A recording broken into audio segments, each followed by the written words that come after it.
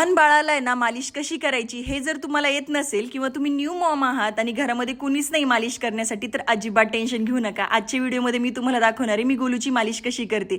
पहिली गोष्ट म्हणजे मी त्यासाठी कोकोनट ऑइल यूज करत असते, थोडंसं कोमट करते आणि थंड झाल्यानंतर मालिश करत असते. अशा स्टेपनं तुम्ही पण फॉलो करा. त्यासाठी पहिल्यांदा तळपायाला ना तेल लावून घेत असते मी आणि ना अशा प्रेशरनी मसाज करते. यामुळे ना ब्रेन डेव्हलपमेंट छान होती. सर्क्युलर मोशनमध्ये तुम्ही करा. बाळाची जी काही लेग्स आहे ना त्याचा असा मसाज केल्यामुळे ना बाळ लवकरात लवकर चालायला शिकते. लिटरली 9 वर्षाच्या आत चालायला शिकली होती. गोलूचं माहित नाही मला कधी चालतं, पण यामुळे ब्लड सर्क्युलेशन प्रॉपर होतं, छान मसाज होतं आणि 9 महिने ना बाळ एकाच पोझिशनमध्ये असल्यामुळे खूप जास्त आखडल्यासारखं होतं.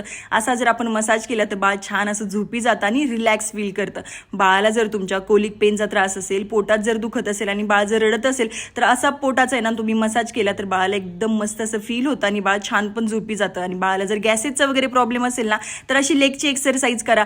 गॅसेस वगैरे सगळे रिलॅक्स होऊन जातात आणि बाळ झोपी पण जातं. त्यानंतर नेकची पण एक्सरसाइज खूप जास्त इम्पॉर्टंट आहे, कारण की ज्यावेळेस मान धरायला सुरुवात करतं ना आपण, ज्यावेळेस नेकची मसाज करतो बाळ लवकरात लवकर मान धरायला सुरुवात करतं. त्यानंतर शोल्डरची वगैरे पण सासूबाईंनी मसाज वगैरे करून घेतली होती आणि गोलू तर खूप जास्त आहे ना हा मसाजचा टाइम आहे ना एन्जॉय करत असतो, तुम्ही बघू शकतात. आणि तुमच्याकडे जर वेगळी पद्धत जर काही असेल ना तर कमेंट सेक्शनमध्ये नक्की सांगा. आणि उद्याचा व्हिडिओ खूप जास्त इम्पॉर्टंट आहे, कारण की आंघोळ कशी घालायची बाळाला यावरती मी व्हिडिओ बनवणार आहे. So stay tune. आणि आतापर्यंत आपल्या पेजला फॉलो केलं नसेल तर प्लीज फॉलो करा आणि जाता जाता एक लाईक करा. बाय.